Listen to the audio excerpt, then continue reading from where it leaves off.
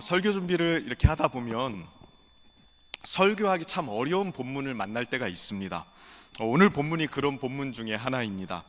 눈치가 있는 분들은 이미 아셨겠지만 오늘 본문은 선생에 대한 내용이죠.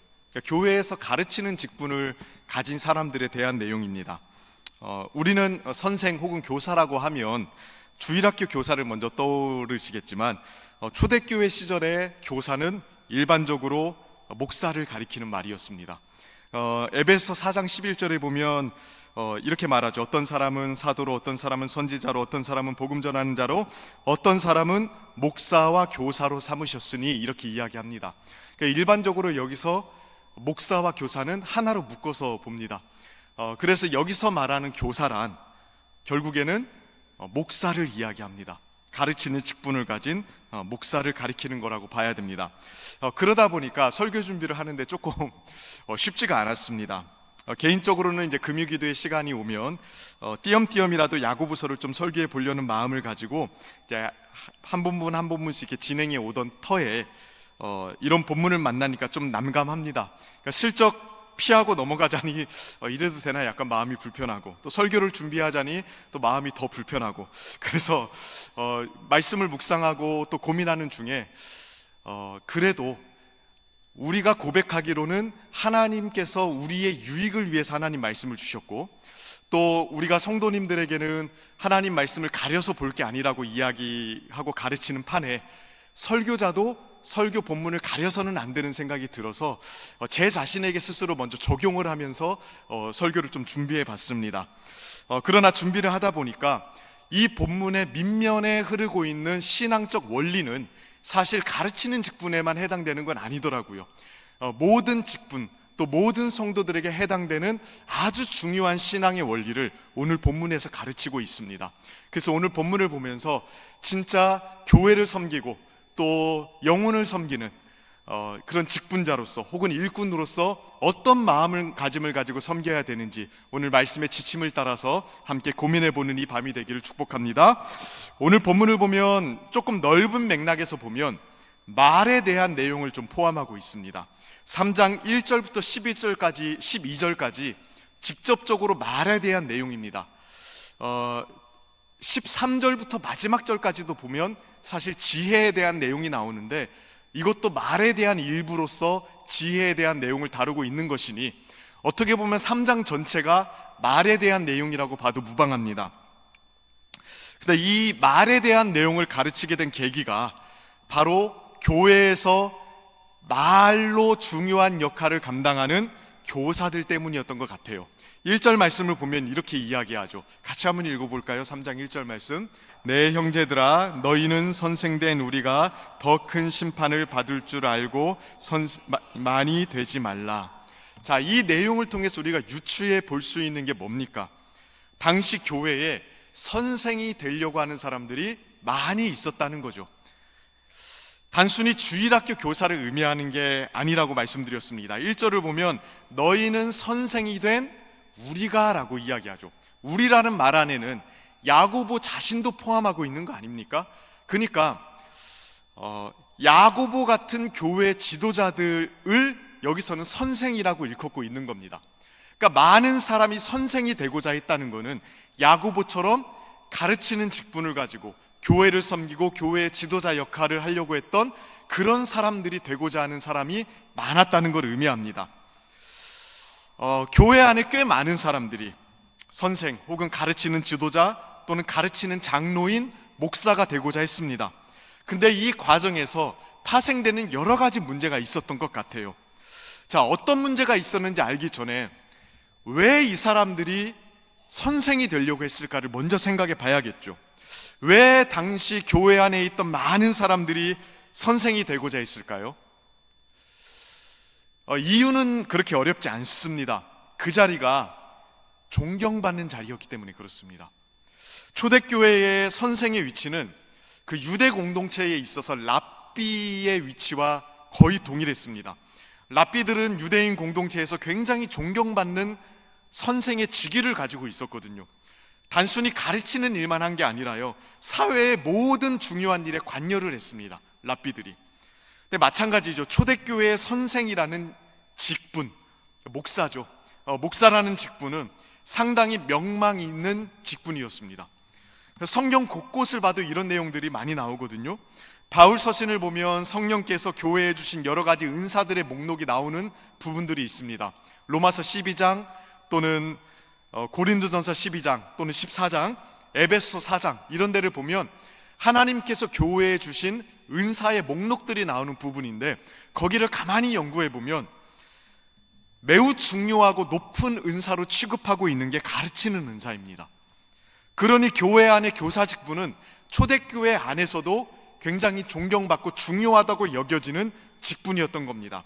갈라디아서에서는 이렇게 이야기하죠. 갈라디아서 6장 6절을 보면 가르침을 받는 자는 말씀을 가르치는 자와 모든 좋은 것을 함께하라. 이런 본문만 봐도 교회 안에 가르치는 직분에 대한 굉장히 중요한 인식이 있다는 거 우리는 알 수 있습니다. 디모데전서 5장 17절도 마찬가지입니다. 잘 다스리는 장로들은 배나 존경할 자로 알되 말씀과 가르침에 수고하는 이들에게는 더욱 그리할지니라. 너무 은혜로운 구절이죠. 목사에게 굉장히 유리한 구절 중에 하나입니다. 그 당시에는 글자를 읽을 수 있는 사람들이 많이 없었고요. 또 교회 안에 대다수가 신분이 낮은 사람들이 굉장히 많이 있었습니다. 그러다 보니까 교회 안에서 선생이 되는 것은 어떤 면에서는 사회적인 신분 상승에 효과가 있었습니다. 당시 야고보서를 받아보는 교회 안에 있던 사람들이 선생이 되고자 했던 주된 이유가 아마 이런 것 때문이었을 것 같습니다.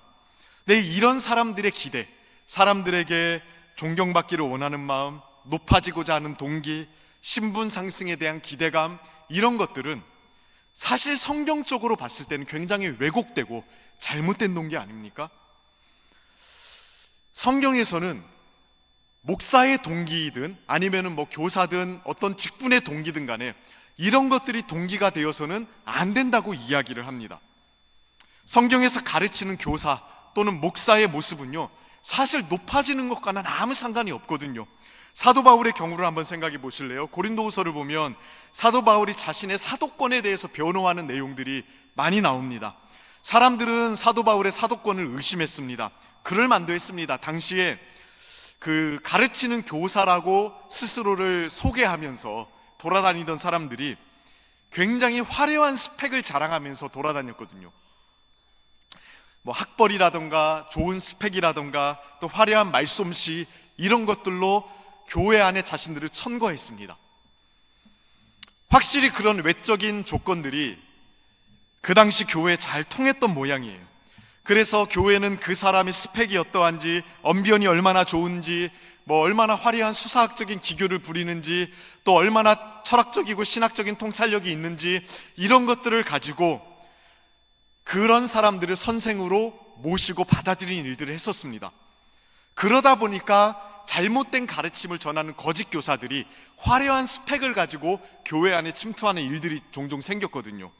그런데 사도 바울이 고린도 후서에서 고린도 교회에게 자신의 사도직을 소개할 때는요, 그런 것들로 소개하지 않습니다. 대신에 무엇으로 자신을 증명합니까? 고린도 후서 11장을 보시면요, 사도 바울의 이력서가 나오거든요. 교회에 자기를 소개하는 이력서인데요, 이렇게 이야기합니다. 고린도후서 11장 23절부터 29절까지 말씀인데 좀 길거든요. 같이 한번 읽어봅시다. 함께 읽습니다. 시작. 그들이 그리스도의 일꾼이냐 정신없는 말을 하거니와 나는 더욱 그러하도다.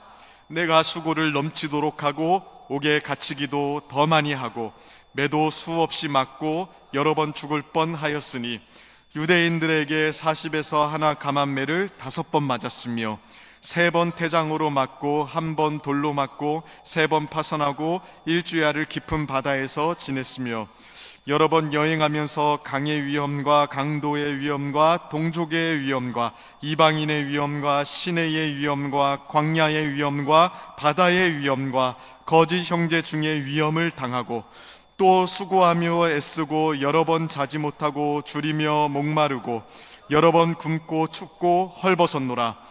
이외의 일은 고사하고 아직도 날마다 내 속에 눌리는 일이 있으니 곧 모든 교회를 위하여 염려하는 것이라. 누가 약하면 내가 약하지 아니하며 누가 실족하면 내가 애타지 아니하느냐. 이게 사도 바울의 이력서입니다. 그 당시 사람들이 자기의 학벌이 어떻고 말씀씨가 어떻고 스펙이 어떤지를 교회마다 천거하면서 자기를 소개했어요. 사람들은 그걸 보면서 혹해가지고 그 사람이 거짓된 가르침을 가르치는데도 불구하고 그들을 교사로 받아들였습니다.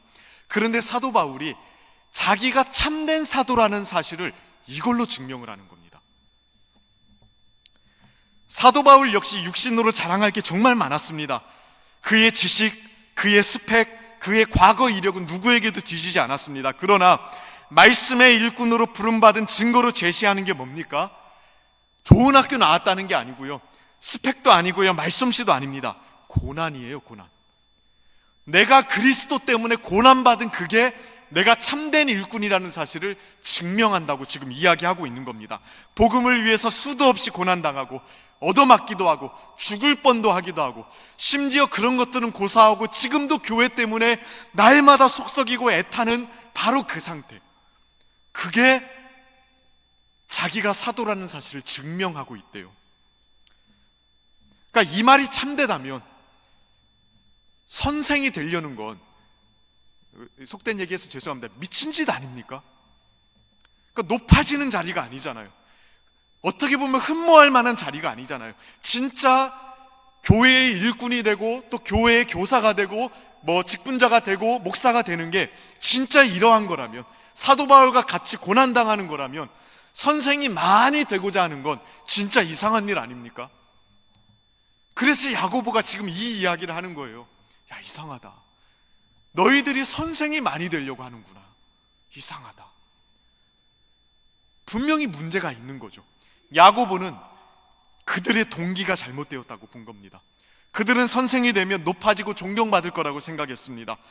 그 동기와 그 욕구에서부터 출발을 했던 것입니다. 이런 모습은 우리에게도 많은 고민거리를 안겨주는 것이 사실입니다. 비단 저같이 목사직뿐만이 아닙니다. 뭐 어떤 직분이든 마찬가지인 것 같아요. 어떤 섬김의 자리든 마찬가지입니다. 우리는 잘못된 기대와 동기를 가지고 직분에 참여하고 있는 것은 아닌지를 점검해 봐야 됩니다. 직분이라는 것 또는 섬김의 자리라는 건 주님께서 성령을 통해서 교회에 주신 선물 같은 거 아닙니까? 그래서 우리는 성령이 주신 은사에 따라서 소명을 가지고 교회의 직분자라던가 혹은 섬기는 일꾼이 됩니다. 어떤 사람들은 오늘 본문에 나오는 경우처럼 가르치는 직분을 감당하게 되고요, 어떤 사람들은 다스리는 직분을 감당하게 되고요, 어떤 사람은 재정을 맡게 되고요, 어떤 사람들은 위로하고 구제하고 권면하는 일들을 담당하게 됩니다. 각자 주님께서 각 사람의 은사에 맞춰서 부르심이 있을 거예요. 그리고 그 직분을 통해서 하나님은 교회를 통치해 가십니다. 근데 그 자리는 당연히 높아지는 자리가 아니죠. 말 그대로 주님의 수족이 되는 자리예요. 수치와 굴욕과 참음과 염려가 있는 자리거든요. 근데 생각보다 많은 사람들이 잘못된 동기와 오해를 가지고 시작하는 경우가 많습니다. 직분을 직위라고 착각하는 것 같아요. 자신을 높이는 수단 정도로 생각하는 경우들이 진짜로 생각보다 많습니다. 물론 직분은 사모해야 되거든요. 근데 높아지려고 사모하는 게 아닙니다. 디모데전서 3장 1절을 보면 사도 바울이 감독직에 대해서 이야기할 때 이렇게 이야기합니다. 같이 한번 읽어보겠습니다. 시작. 미쁘다 이 말이요.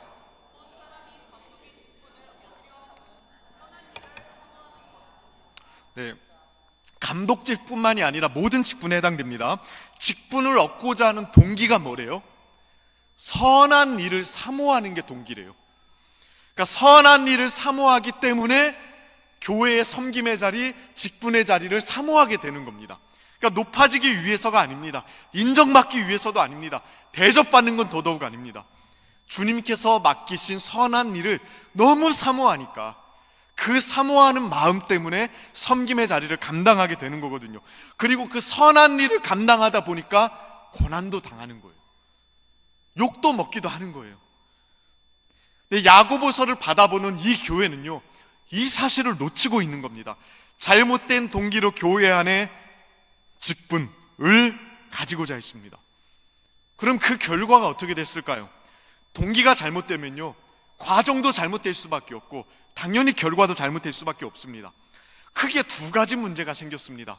야고보서 곳곳에 나오는 내용들인데 크게 3장을 좀 생각해 보면서 두 가지만 좀 생각해 볼까 해요. 그리고 이 두 가지는 우리가 섬김을 감당하는데 동기가 잘못되었을 때 언제든지 일어날 수 있는 문제라는 사실을 유념하며 한번 고민해 봤으면 좋겠습니다. 첫 번째로는요, 야고보서에서 직접적으로 다루는 문제인데 교회 안에서 다툼과 분쟁이 생겼습니다. 다툼과 분쟁이요. 3장에서 말에 대한 문제 혹은 지혜에 대한 문제를 3장에서 계속 다루고 있죠. 근데 이 문제를 심도 있게 다루는 이유가 바로 이것 때문입니다. 높아지고자 하는 동기에서 선생이 되었습니다. 또 선생이 되고자 했습니다. 그렇기 때문에 말로 싸우는 일들이 많았어요. 말로 싸우는 일들. 그들의 말은 절제가 되지 않았습니다. 그들의 입에서는 다른 형제를 깎아내리는 혹은 해치는 말들이 나왔습니다. 8절 9절 말씀인데요, 야고보서 3장 우리 여기 한번 같이 한번 읽어보겠습니다. 시작. 혀는 능히 길들이 사람이 없나니 쉬지 아니하는 악이요 죽이는 독이 가득한 것이라. 이것으로 우리가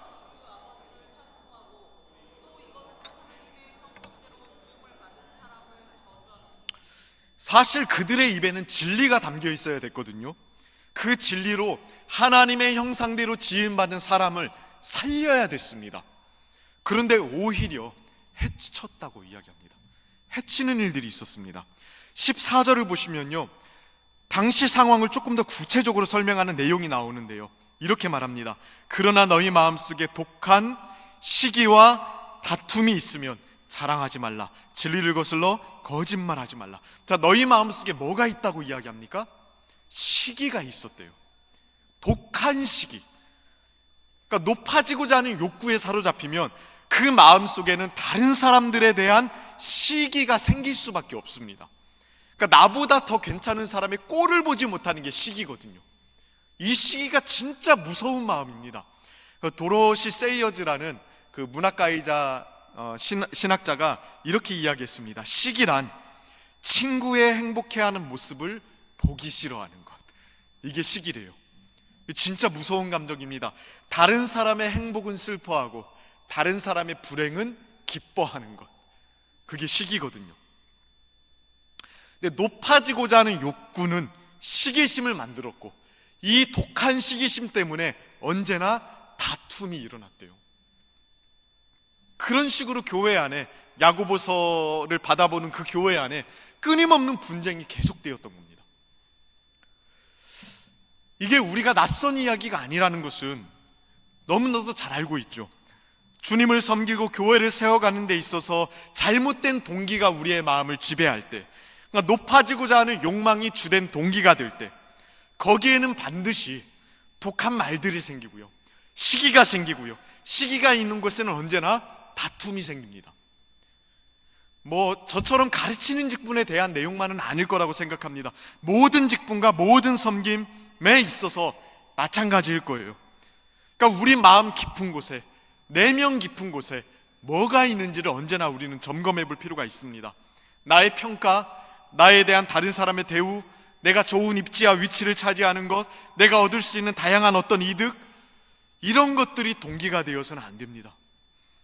얼마 전에요, 우연히 기사 하나를 봤는데요, 지난 4월에 프랑스 파리에서 열린 롱티브 국제 콩쿠르 피아노 부분에서 그 우리나라의 김세연이라는 피아니스트가 우승을 했습니다. 현재 한국 나이로요 18살이래요. 근데 얼마나 피아노를 잘 쳤는지 다른 참가자들보다 너무 뛰어난 실력 때문에 주최 측에서 2등을 공석으로 남기고 3등만 뽑았대요. 1등은 김세연, 그리고 2등과의 격차가 너무 크니까 2등을 뽑지 않았답니다. 그러니까 그 정도로 압도적인 실력차로 우승을 합니다. 근데 이 피아니스트가 인터뷰하는 기사를 제가 우연히 그 영상을 하나 봤는데 좀 놀랐습니다. 한 50살 먹은 피아니스트의 인터뷰라면 좀 이해를 하겠는데 18살짜리 피아니스트가 이렇게 이야기를 하더라고요. 1000명, 2000명의 관객을 놀라게 하는 그런 연주를 하는 것보다 한두 명을 변화시키는 연주를 하는 것이 개인적으로 더 의미가 있다고 생각합니다. 조금이라도 자신을 드러내려고 한다면 놀라움을 주는 연주가 나오지 않는다고 생각합니다. 자기 자신을 버리고 음악을 섬기는 마음으로 연주를 하면 이상적인 연주에 가까워질 수 있지 않나 생각합니다. 이게 18살짜리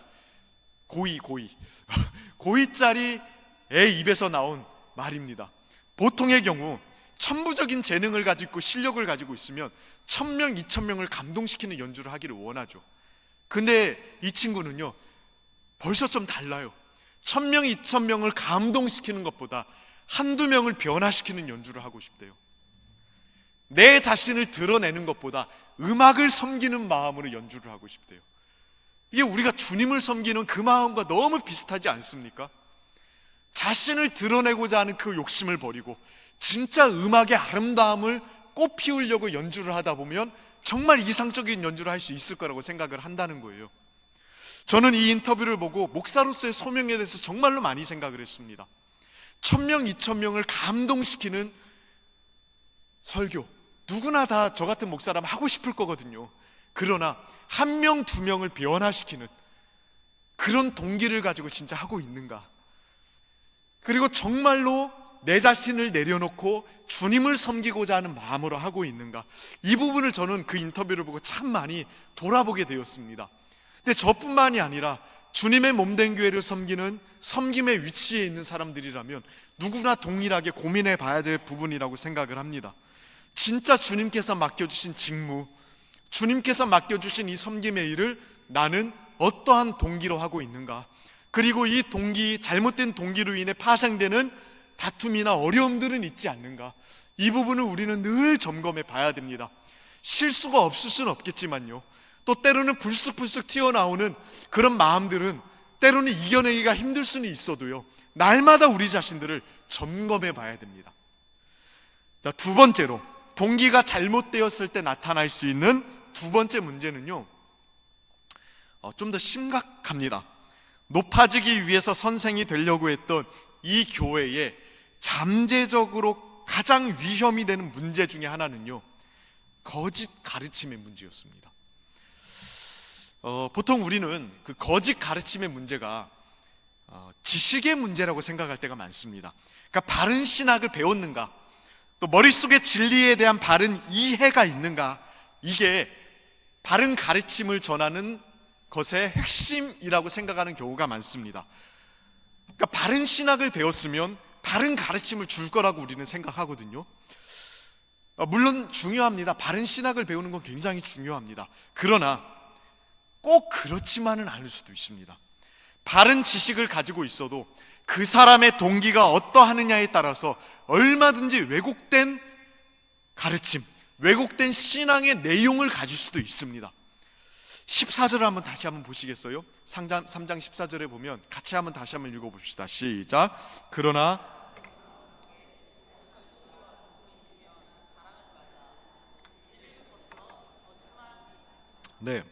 아까 설명했던 대로 높아지고자 하는 욕구 때문에 시기와 다툼으로 교회 안에 많은 문제가 발생했죠. 그런데 그러한 상태에 있는 사람을 향해서 한 마디 덧붙이죠. 뭐라고 이야기합니까?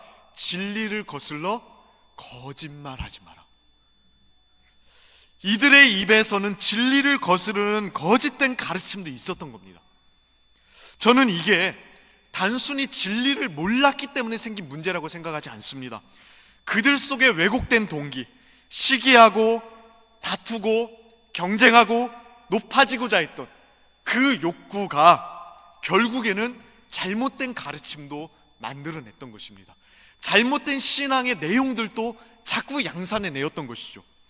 이거를 정말 잘 설명하는 구절이요, 디모데후서에 나옵니다. 자, 디모데후서 4장 2절부터 5절까지를 보면 사도 바울이 자기 목회 후배자인 디모데에게 주는 권면이 나와요. 같이 한번 읽어보겠습니다. 시작. 너는 말씀을 전파하라. 때를 얻든지 못 얻든지 항상 힘쓰라. 범사의 오래 참음과 가르침으로 경책하며 경계하며 권하라.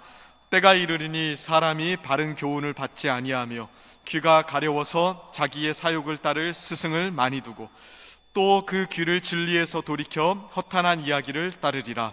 그러나 너는 모든 일에 신중하여 고난을 받으며 전도자의 일을 하며 내 직무를 다하라.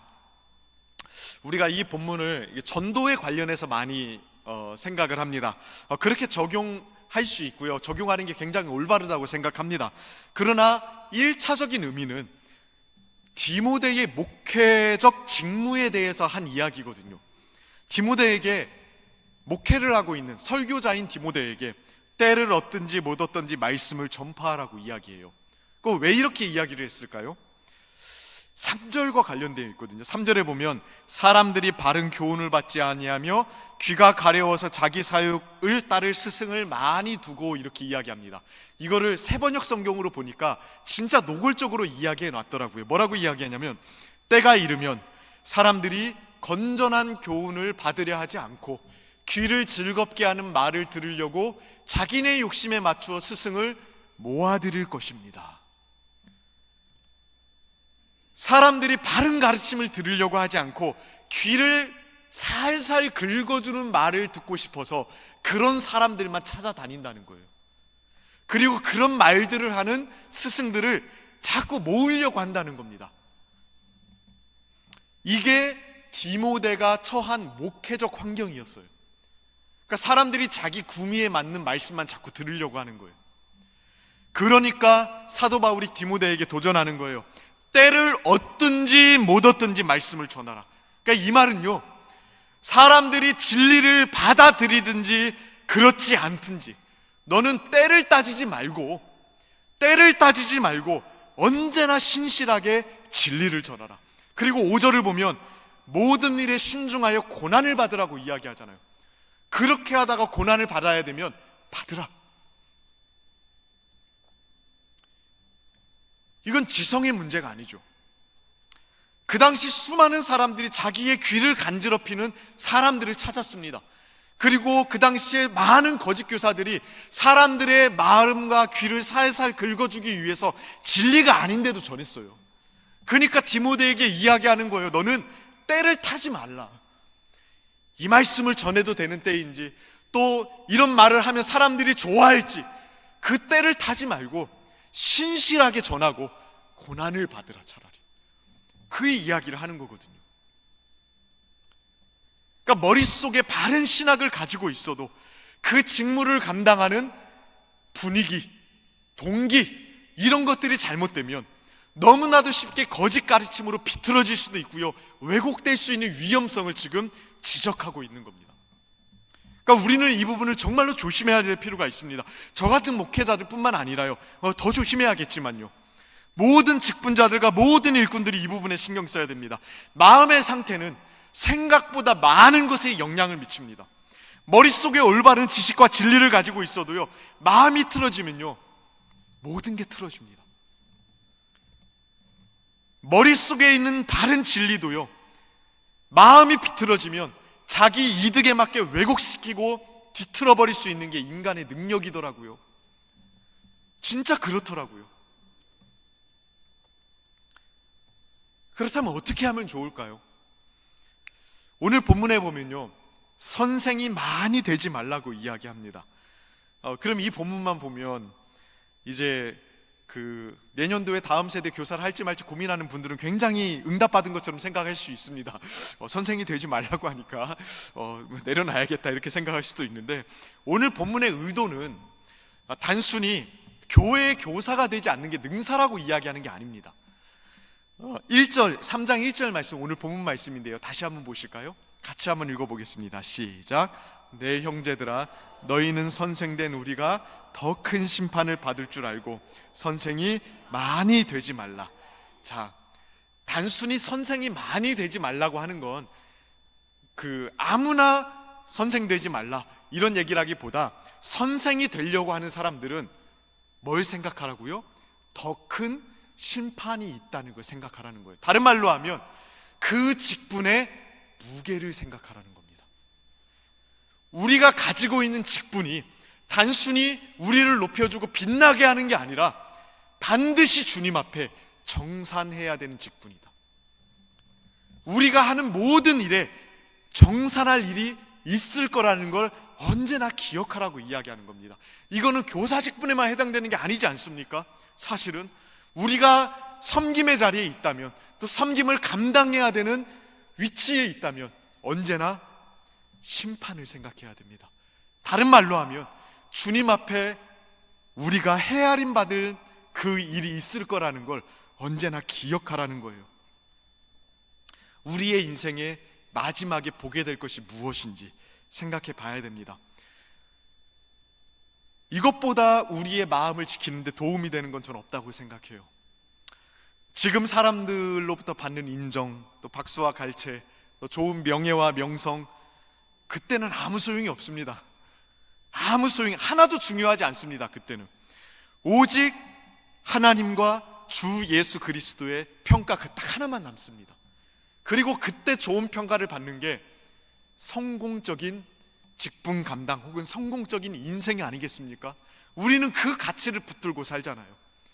여기서 비록 고난을 당하고 때로는 인정을 받지 못하고 때로는 스스로 속아려하는 일들이 많아도 마지막 날 주님께서 알아주실 거예요. 주님께서 그때 칭찬해 주실 거예요. 우리는 그 가치를 붙들고 현재를 견뎌내는 사람들 아닙니까? 그러니까 날마다 매일같이 마지막 날을 생각하래요. 그게 직분을 감당하는 아주 좋은 자세라고 이야기하는 겁니다. 아까 바울이 디모데에게 때를 얻든지 못 얻든지 말씀을 전파하라고 이야기했죠. 근데 이 말을 하기 직전에 뭐라고 이야기하는 줄 아십니까?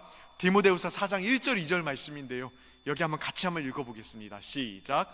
하나님 앞과 살아있는 자와 죽은 자를 심판하실 그리스도 예수 앞에서 그가 나타나실 것과 그의 나라를 두고 엄히 명하노니 너는 말씀을 전파하라. 때를 얻든지 못 얻든지 항상 힘쓰라. 때를 살피지 않고 신실하게 주님의 진리를 전해야 되는 이유가 뭡니까? 하나님 앞과 살아있는 자와 죽은 자를 심판하실 그리스도 예수 앞에 너가 설 거기 때문에, 결국 너의 모든 섬김을 그날 정산할 거기 때문에 사람들에 위축되지 말고 너의 직분을 다하라, 이 권면을 하고 있는 거예요. 동일한 논리로 권면해 드립니다. 날마다 주님 앞에 결산할 그날을 생각하십시오. 그러면 고난도 견뎌내는 거고요, 때로는 인정받지 못하는 것도 견뎌내는 겁니다. 때로는 고생스러운 것도 견뎌낼 수 있는 겁니다. 그렇게 견뎌내서 하루하루 살다 보면 언젠가 우리가 주님 앞에 서게 될 그날에 잘했다, 착하고 충성된 종아 라는 칭찬을 받게 되실 거예요. 그 가치를 붙들고 오늘 주께서 여러분들에게 맡겨주신 그 자리를 신실하게 감당하는 은혜가 있기를 원합니다. 주님께서 우리에게 직분을 주신 이유는 우리를 빛내고자 하는 게 아니라 주님의 몸된 교회를 세우고 하나님을 빛내기 위해서 아닙니까? 그리고 그 일을 신실하게 잘 감당한 그 사람은 마지막 날에 빛나게 될 것입니다. 그 갈망과 소원을 가지고 오늘 하루 신실하게 주님 앞에 서게 되는 우리 성도님들 되시기를 주님의 이름으로 축복하고 축원합니다. 우리 이 시간 찬양하며 하나님 앞에 나아갔으면 좋겠습니다.